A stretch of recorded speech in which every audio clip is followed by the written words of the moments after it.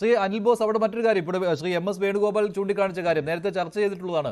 പലപ്പോഴും ഇവിടുത്തെ പ്രതിപക്ഷത്തിന്റെ, പ്രത്യേകിച്ച് കോൺഗ്രസ് ആണല്ലോ മുഖ്യ പ്രതിപക്ഷം, അതുകൊണ്ട് കോൺഗ്രസിന്റെ നേതാക്കൾ പറയുന്ന ഓരോ കാര്യവും, കേന്ദ്രത്തിനെതിരെ പറയുന്ന ഓരോ കാര്യവും പാകിസ്ഥാൻ അവിടെ ഉപയോഗപ്പെടുത്തിയിരുന്നു.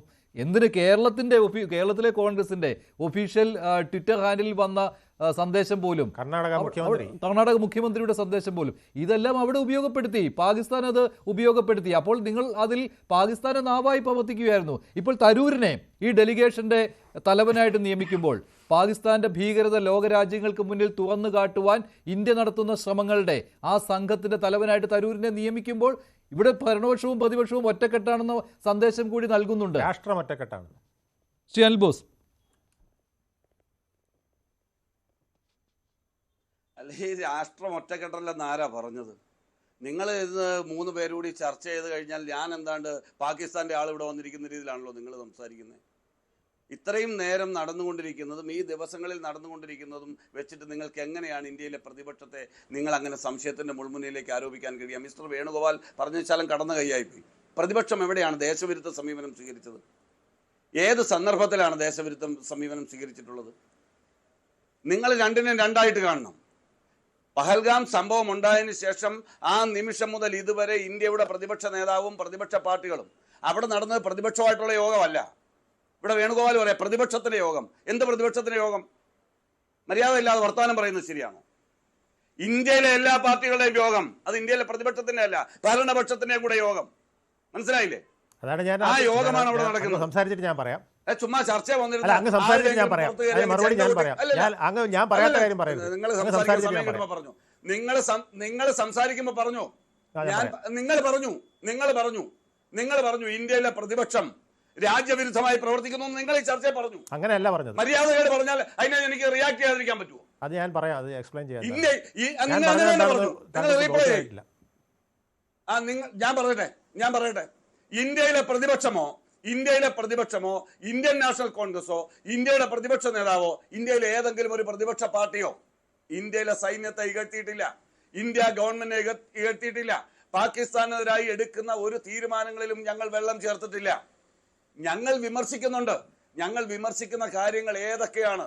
നിങ്ങൾ ആരും അതിന് മറുപടി പറഞ്ഞില്ലല്ലോ. ഇന്ത്യയിലെ സൈന്യത്തിന് നേതൃത്വം നൽകുന്ന സോഫിയ ഖുറൈഷിയുടെ ജാതി പറഞ്ഞ് ഒരു മന്ത്രി ആക്ഷേപിക്കുമ്പോൾ അതിനെതിരെ ഞങ്ങൾ വിമർശിക്കും. അതെങ്ങനെയാ രാജ്യദ്രോഹമാകുന്നത്? അതെങ്ങനെയാ ദേശവിരുദ്ധമാകുന്നത്? ഹൈക്കോടതിയും സുപ്രീം കോടതിയും ഇടപെടേണ്ടി വന്നിരിക്കുന്ന ഒരു മന്ത്രി അത് തിരുത്തണം, മാപ്പ് പറയണമെന്ന് പറയാൻ അവിടെ നാവ് ഉരിയാടാതെ ഇരിക്കുന്ന ആളുകളെ ഞങ്ങൾ വിമർശിക്കും. അതെങ്ങനെയാണ് ദേശവിരുദ്ധമാകുന്നത്? ഇന്നൊരു മുഖ്യമന്ത്രി പറയുകയാണ് ഇന്ത്യൻ പ്രധാനമന്ത്രിയുടെ കാൽച്ചോട്ടിൽ പോയി സൈന്യം കിടന്നോണം എന്നൊരു സംസ്ഥാനത്തെ ഉപമുഖ്യമന്ത്രി പറഞ്ഞിരിക്കുന്നു. അതിനെ ഞങ്ങൾ ചലഞ്ച് ചെയ്യും.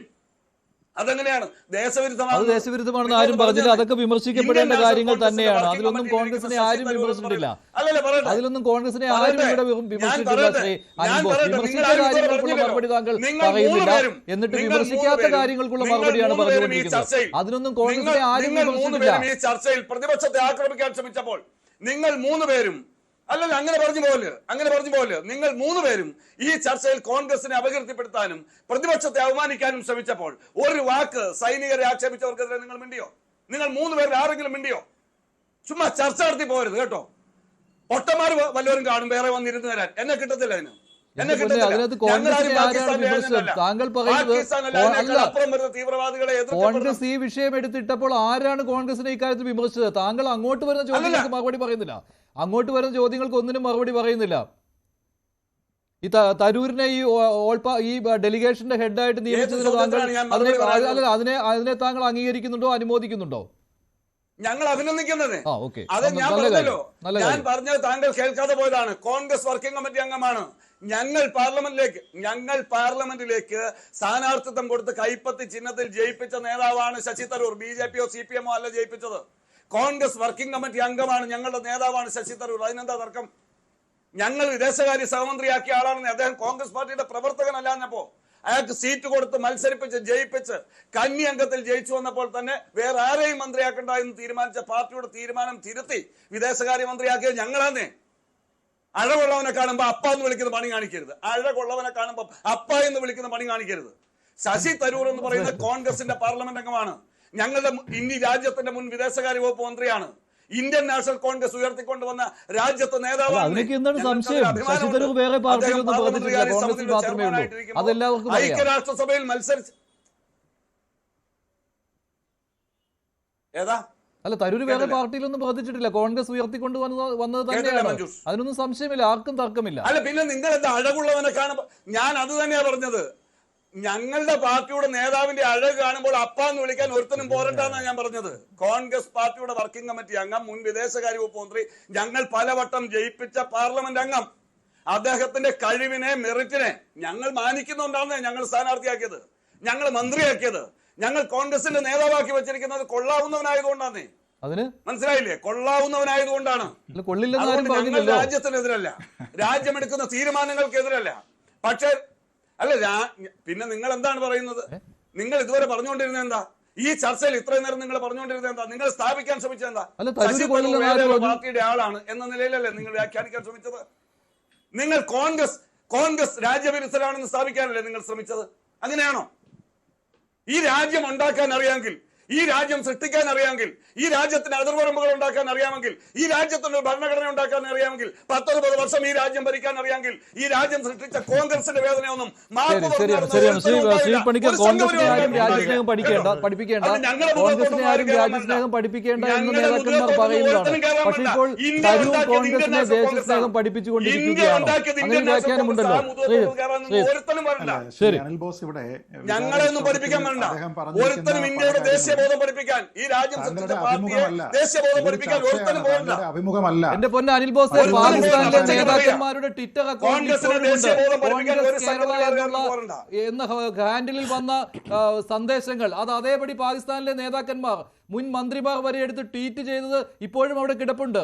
ഇവിടെ സർക്കാരിന്റെ ഈ നിരോധനം കാണാൻ പറ്റും. ഇപ്പോൾ കാണാൻ പറ്റില്ല, കാരണം സർക്കാർ നിരോധിച്ചിരിക്കുകയാണ് പാകിസ്ഥാന്റെ ഹാൻഡിലുകൾ. അതുകൊണ്ട് ദേശസ്നേഹികളുടെയാണ് അവിടെ കിടക്കുന്നത്. സംസാരിക്കട്ടെ.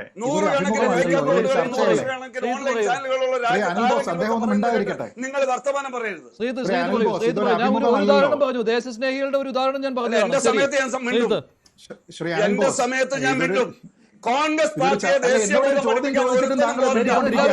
എല്ലാ കോൺഗ്രസ് നേതാക്കളും പറയുന്നതാണ് ദേശസ്നേഹം പഠിപ്പിക്കാൻ വരേണ്ട എന്നൊക്കെ പ്രവൃത്തിയിലും കാണിക്കണം. ശരി, ശ്രീത്ത്, കോൺഗ്രസിനെ അത് പറയാൻ പറ്റൂ. രാജ്യത്തെ ഒറ്റുകൊടുക്കാൻ അത് മനസ്സിലാവില്ല. രാജ്യത്തെ ഒറ്റുകൊടുത്ത സംഘപരിവാറുകാരന് രാജ്യബോധം എന്തെന്ന് മനസ്സിലാവില്ല.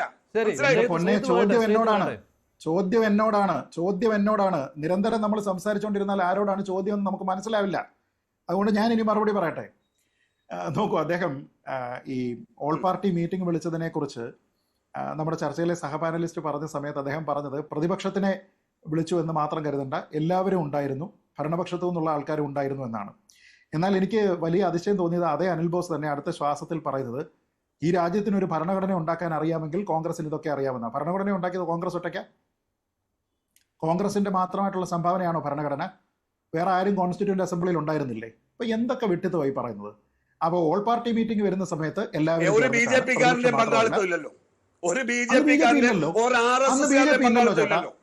ചേട്ടാ, അന്ന് ബി ജെ പി ഇല്ല. RSS ഒരു പൊളിറ്റിക്കൽ പാർട്ടി അല്ല. അന്ന് BJP ഇല്ല. ഹിന്ദു മഹാസഭ ഉണ്ടല്ലോ. അന്ന് ഹിന്ദു മഹാസഭ ഉണ്ടെന്നേ. ആര് പറഞ്ഞ കാര്യമില്ലെന്ന്? ഹിന്ദു മഹാസഭയിലുള്ള ആൾക്കാർ ആര് പറഞ്ഞ കാര്യമില്ലെന്ന്? ഹിന്ദു മഹാസഭയിലുള്ള എത്രയോ ആൾക്കാരുടെ എത്രയോ പ്രസ്താവനകളും കാര്യങ്ങളും ചർച്ചകളിൽ ചേർന്നതിന് ശേഷം അതാണ് ശരി എന്ന് കണ്ടുകൊണ്ട് പണ്ഡിറ്റ് ജവഹർലാൽ നെഹ്റുവും BR അംബേദ്കറും ഭരണഘടനയിൽ ചേർത്ത് വെച്ചിട്ടുണ്ട്. താങ്കൾക്ക് അറിയില്ലേ? അപ്പൊ ഇതിനാണ് ക്യാൻസൽ കൾച്ചർ എന്ന് പറയുക. അതായത് ഞങ്ങളാണ് രാജ്യത്തിന് സ്വാതന്ത്ര്യം, ഞങ്ങളാണ് ഭരണഘടന. എന്താ താങ്കൾ ഇങ്ങനെ ഈ ചോദ്യം കേൾക്കുന്ന സമയത്ത് അസ്വസ്ഥത കാണിക്കുന്നത് എന്തിനാണ്? ഭരണഘടന കോൺഗ്രസിന്റെ സ്വാതന്ത്ര്യ സമരത്തിൽ എന്റെ പൊന്നെ, ഞാനൊന്ന് പറഞ്ഞോട്ടെ. താങ്കൾ എന്നെ സംസാരിക്കാൻ അനുവദിക്കുന്നില്ല. താങ്കൾ എന്നെ സംസാരിക്കാൻ അനുവദിക്കുന്നില്ല. സംസാരിച്ച് സമയം കളയാൻ വേണ്ടി താങ്കൾ നോക്കുന്നു.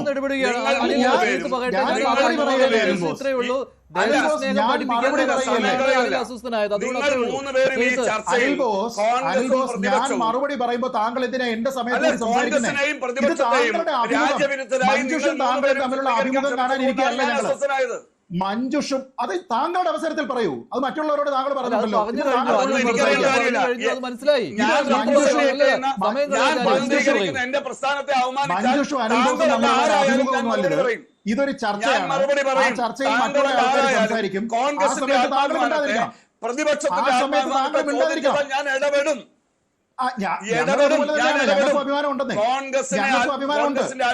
താങ്കളുടെ ആത്മാഭിമാനത്തിലെ പറയുന്ന കാര്യമൊന്നും പറഞ്ഞില്ല. താങ്കൾ പറഞ്ഞ ചരിത്രപരമായ വ്യക്തിത്വം ഞാൻ തുറന്നു കാട്ടി. ഭരണഘടന കോൺഗ്രസിന്റെ സംഭാവനയല്ല, ഭരണഘടന ഇന്ത്യൻ കോൺസ്റ്റിറ്റ്യൂന്റ് അസംബ്ലിയുടെ സംഭാവനയാണ്. അതിൽ വ്യത്യസ്ത രാഷ്ട്രീയ വിഭാഗത്തിലുള്ള ആൾക്കാരുണ്ട്. അല്ലാതെ പറഞ്ഞ നിങ്ങൾ പറഞ്ഞ നുണ. ഒന്ന്, എന്റെ പൊണ്ണി കേട്ടോ, ഞാൻ മറുപടി പറയല്ലേ? വായി കസേര എത്തിയിട്ട് വർത്തമാനം പറഞ്ഞു നോക്കൂ. ആ മനുഷ്യന്റെ സംസാരിക്കുന്ന ആൾക്കാരുടെ വോയിസ് ഒന്ന് ലോവർ ചെയ്യൂ. ഹിസ്റ്റീരിക് ആയിട്ട് സംസാരിക്കുന്ന ആൾക്കാരുടെ വോയിസ് ലോവർ ചെയ്യൂ. മറ്റുള്ളവർക്ക് സംസാരിക്കണ്ടേ? ഞാനിവിടെ ഷൗട്ടിംഗ് ഗെയിമിന് വേണ്ടി വന്നതല്ല. ഞാൻ ഇവിടെ വന്നിരിക്കുന്നത് ഷൗട്ടിംഗ് ഗെയിമിനല്ല. താങ്കളൊന്നും മിണ്ടാതിരിക്കേണ്ട. നിങ്ങൾക്ക് വേണ്ടിയിട്ടുള്ള പ്രഭാഷണ പരമ്പരയല്ല, ഇതൊരു ചർച്ചയാണ്. ഇതൊരു ചർച്ചയാണ് ചേട്ടാ. അനിൽ ബോസ് ചേട്ടാ, ഇതൊരു ചർച്ചയാണ്. മറ്റുള്ള ആൾക്കാർ അഭിപ്രായം പറയും. മിണ്ടാതിരുന്ന് കേൾക്കുക. അതിന്റെ അഭിപ്രായം പറയില്ല. എന്റെ പൊന്ന അനിൽ ബോസെ, നിങ്ങളൊന്നും മിണ്ടാതിരിക്കുന്നുണ്ടോ? അനിൽ ബോസെ, നിങ്ങളൊന്നും മിണ്ടാതിരിക്കേ. നിങ്ങളൊന്നും മിണ്ടാതിരുന്നാലല്ലേ മറ്റുള്ളവർക്ക് പറയാൻ പറ്റൂ. നിങ്ങൾ എന്നോടൊരു ചോദ്യം ഉണ്ടാകുന്ന സമയം മുതൽ തന്നെ നിങ്ങൾ കിടന്ന് സംസാരിച്ചുകൊണ്ടിരിക്കുക.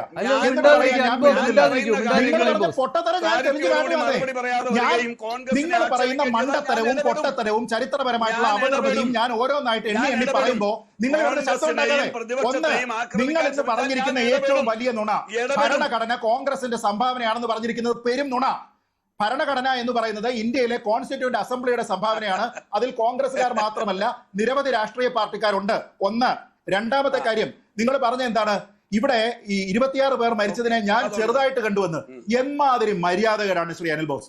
ഞാൻ ഈ ചർച്ചയിലോ ഇന്നേ വരെയുള്ള എന്റെ ഏതെങ്കിലും ഒരു അഭിപ്രായ പ്രകടനത്തിലോ ഈ 26 പേർ മരിച്ചത് ചെറുതായിട്ട് കണ്ടോ? അത് നിങ്ങളുടെ സംസ്കാരമായിരിക്കും. നിങ്ങളുടെ സംസ്കാരമോ നിങ്ങളുടെ കോൺഗ്രസ് പാർട്ടിയുടെ സംസ്കാരമായിരിക്കും. അതുകൊണ്ടാണല്ലോ നിങ്ങളുടെ ട്വിറ്ററിലെ ട്വീറ്റുകളെല്ലാം തന്നെ പാകിസ്ഥാൻ അവിടെ ആഘോഷിക്കുന്നത്. പാകിസ്ഥാൻ അവിടെ നിങ്ങളുടെ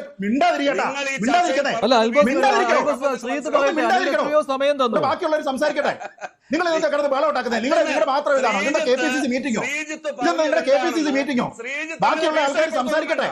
26 പേർ മരിച്ചത് ചെറുതായിട്ട് കാണരുത് എന്ന് നിങ്ങൾ എന്നെ ഉപദേശിക്കാൻ നിങ്ങൾ ആരാഹേ? ഞാൻ ഇവിടെ പറഞ്ഞിരിക്കുന്നത് എന്റെ ഒരു അഭിപ്രായവും പാകിസ്ഥാനിൽ ഒരിക്കലും ഉപയോഗിച്ചില്ല. നിങ്ങളുടെ കോൺഗ്രസ് കേരളയിലെ ട്വീറ്റ് ആണ് പാകിസ്ഥാനിൽ ഉപയോഗിക്കുന്നത്. നിങ്ങളുടെ കോൺഗ്രസ് കേരളയിലെ ട്വീറ്റ്, പ്രധാനമന്ത്രി നരേന്ദ്രമോദിയുടെ തലയില്ലാത്ത ചിത്രം നിങ്ങൾ വെച്ചതിന് ശേഷം നിങ്ങൾ ഈ രാജ്യത്തിനെ അപമാനിച്ചു. ആ മര്യാദകേടിന്റെ 7 അയലത്ത് ഇന്ത്യയിലെ ഒരാളും വന്നിട്ടില്ല. ഇന്ത്യയിലെ ഒരാളും വന്നിട്ടില്ല. ഷിംല പാക്റ്റിനെ പറ്റി നിങ്ങൾ പറഞ്ഞത് എന്തൊരു വിഡ്ഢിത്തമാണ്. ഷിംല പാക്ട് വന്നിരിക്കുന്ന 1971 65 വേറെ കണ്ടീഷൻ ഉണ്ടായിരുന്നു. 65 ഈ അലക്സി കെസിഗിൻ 2 രാജ്യങ്ങളോടും പറയുകയാണ്, ഞാൻ മധ്യസ്ഥത വഹിക്കാം എന്ന് പറഞ്ഞ സമയത്ത് ഇവിടെ ലാൽ ബഹാദൂർ ശാസ്ത്രി സമ്മതിച്ചെന്നേ. ഇവിടെ ലാൽ ബഹാദൂർ ശാസ്ത്രിയും അവിടെ അയൂബ് ഖാനും സമ്മതിച്ചതിന് ശേഷമാണ് ഈ ചർച്ച നടത്തിയത്. 71 ഷിംല കരാറിൽ നിന്ന് പാകിസ്ഥാൻ പിന്മാറിയത് കോൺഗ്രസ്സുകാർ അറിഞ്ഞില്ലേ? കോൺഗ്രസ്സുകാർ India Indus water treaty suspend ചെയ്യുന്ന സമയത്ത് അവിടെ പാകിസ്ഥാൻ പറഞ്ഞത് എന്താ? ഷിംല എഗ്രിമെന്റ് ഞങ്ങൾ വയലേറ്റ് ചെയ്യുന്നുവെന്ന്. ഷിംല എഗ്രിമെന്റ് വയലേറ്റ് ചെയ്തതുകൊണ്ടാണ് ചേട്ടാ ഇപ്പൊ നമ്മൾ അവിടെ പോയി അറ്റാക്ക് ചെയ്തത്. കാരണം ആംഡ് കോൺഫ്ലിക്റ്റിലേക്ക് ഈ 2 രാജ്യങ്ങളും പോവില്ല എന്നും ടെറിട്ടോറിയൽ ഇന്റഗ്രിറ്റി ബ്രീച്ച് ചെയ്യാൻ പോവില്ല എന്നും അവരുടെ സ്ഥലത്തേക്ക് കടന്നു കയറില്ല എന്ന് പറഞ്ഞിരിക്കുന്നത് ഷിംല കരാറിലെന്നേ. ഈ ഷിംല കരാർ വയലേറ്റ് ചെയ്ത് പാകിസ്ഥാൻ പോയത് കൊണ്ടാണ് ഇന്ത്യ അങ്ങോട്ട് കടന്നു കയറിയിട്ടുണ്ടെങ്കിൽ കടന്നു കയറിയത്. ഷിംല കരാറിലാണ് മധ്യസ്ഥതയെ പറ്റി പറഞ്ഞിരിക്കുന്നത്. പാകിസ്ഥാൻ അതിൽ നിന്ന് പിന്മാറിയ പിന്നെ ഇന്ത്യയോടൊപ്പം ചേർന്നിട്ടാണോ ഈ കരാർ എഴുതുന്നത്? അങ്ങനെ ഏത് കരാറാണ് ഉള്ളത്? അങ്ങനെ ഒരു കരാറുമില്ല. ഷിംല കരാറിൽ നിന്ന് അതിന്റെ സെക്കൻഡ് പാർട്ടി മാറിക്കഴിഞ്ഞാൽ അതിലെ ഫസ്റ്റ് പാർട്ടി ആയിട്ടുള്ള ഇന്ത്യക്ക് പിന്നെ ആ കരാർ അംഗീകരിക്കേണ്ടത് കാര്യമില്ലാത്തത് കൊണ്ടാണ് ആംഡ് കോൺഫ്ലിക്റ്റിലേക്ക് പോയിരിക്കുന്നത്. പിന്നെ ഗുജറാത്ത് പ്രധാനമന്ത്രി ആയിരിക്കും നരേന്ദ്രമോദി പറഞ്ഞിരിക്കുന്നത് നിങ്ങൾ ഇന്ന് പറയുന്ന പോലുള്ള രാഷ്ട്രീയമാണ്. സോഫിയ ഖുറേഷിയെ അപലപിച്ചിരിക്കുന്ന മധ്യപ്രദേശിലെ BJP MP അല്ലെങ്കിൽ മന്ത്രി അല്ലെങ്കിൽ ഉപമുഖ്യമന്ത്രി, ഇങ്ങനെയുള്ള ആൾക്കാർ പറഞ്ഞിരിക്കുന്നത് മര്യാദകേടാന്ന് പറഞ്ഞാൽ എനിക്ക് ബുദ്ധിമുട്ടില്ല. പക്ഷെ നിങ്ങൾക്ക് പറയാമോ കേരളത്തിലെ കോൺഗ്രസിന്റെ ട്വിറ്റർ ഹാൻഡിലിൽ നിന്ന് ദേശവിരുദ്ധമായിട്ടുള്ള ട്വീറ്റുകൾ വന്നിരിക്കുന്നത് തെറ്റാണെന്ന് അനിൽ ബോസിന് പറയാൻ കഴിയുമോ? പ്രധാനമന്ത്രിയുടെ തല അവിടെ ഇല്ലാത്ത ചിത്രം വെച്ചിരിക്കുന്നത് മോശമാണെന്ന് പറയാൻ കഴിയുമോ? എന്റെ പ്രസ്താവനയല്ല, നിങ്ങളുടെ പാർട്ടിയുടെ പ്രസ്താവനയാണ് പാകിസ്ഥാനിലെ ആൾക്കാർ ഉപയോഗിച്ചുകൊണ്ടിരിക്കുന്നത്. അതിന് ഇടവരുത്തരുതായിരുന്നെന്ന് അനിൽ ബോസിന് പറയാൻ പറ്റുമോ? വഡേറ്റിവാർ എന്ന് പറയുന്ന നിങ്ങളുടെ മഹാരാഷ്ട്രയിൽ നിന്നുള്ള MP അങ്ങനെ പറഞ്ഞിരിക്കുന്നത് എന്താണ്? അവിടെ ഭീകരവാദികൾ ആരുടെ മതം ചോദിച്ചിട്ടൊന്നും വെടിവെച്ചിട്ടൊന്നുമില്ല, മതം ചോദിക്കാനല്ലേ അവർക്ക് നേരമെന്ന്. ആരെയാണ് അപമാനിച്ചത്? അവിടെ വന്ന് ഈ ട്രോമ അനുഭവിച്ചിരിക്കുന്ന അവിടെ രക്തസാക്ഷികളുടെ ബന്ധുക്കളായിട്ടുള്ള സർവൈവേഴ്സിനെ അവരുടെ സ്റ്റേറ്റ്മെന്റിനെ വിശ്വസിക്കാതെ കോൺഗ്രസിന്റെ MLA വടേറ്റിവാർ മഹാരാഷ്ട്രയിൽ അയാൾ അപമാനിച്ചു. നിങ്ങൾ അപലപിച്ചോ? അനിൽ ബോസ് അപലപിച്ചോ? നിങ്ങൾക്ക് നട്ടലുണ്ടെങ്കിൽ, നിങ്ങൾക്ക് തണ്ടലുണ്ടെങ്കിൽ നിങ്ങളൊന്ന് അപലപിക്ക്. RBP തിമ്മപ്പൂർ, നിങ്ങളുടെ കർണാടകയിലുള്ള എക്സൈസ് മന്ത്രി, അങ്ങേര് പറഞ്ഞ എന്താ? മതം ചോദിച്ചുകൊണ്ട് ഒരു കൊലപാതകവും നടന്നിട്ടില്ല എന്ന് വെച്ചാൽ നമ്മുടെ നാട്ടിലുള്ള കൊച്ചിയിലുള്ള രാമചന്ദ്രൻ എന്ന് പറയുന്ന ആളിന്റെ മകൾ ഉൾപ്പെടെ സർവൈവേഴ്സ് പറഞ്ഞിരിക്കുന്ന കാര്യത്തിന് പുല്ല് വില കൊടുത്തിരിക്കുന്നത് കോൺഗ്രസ്സുകാരാ. നിങ്ങൾ അപലപിച്ചോ? നിങ്ങളുടെ മുഖ്യമന്ത്രി, അവിടെ കർണാടകയിലുള്ള മുഖ്യമന്ത്രി, അങ്ങേര് പറഞ്ഞിരിക്കുന്ന പ്രസ്താവന നിങ്ങൾ അപലപിച്ചോ? ചുമ്മാ ഒരു സൈഡിലോട്ട് മാത്രം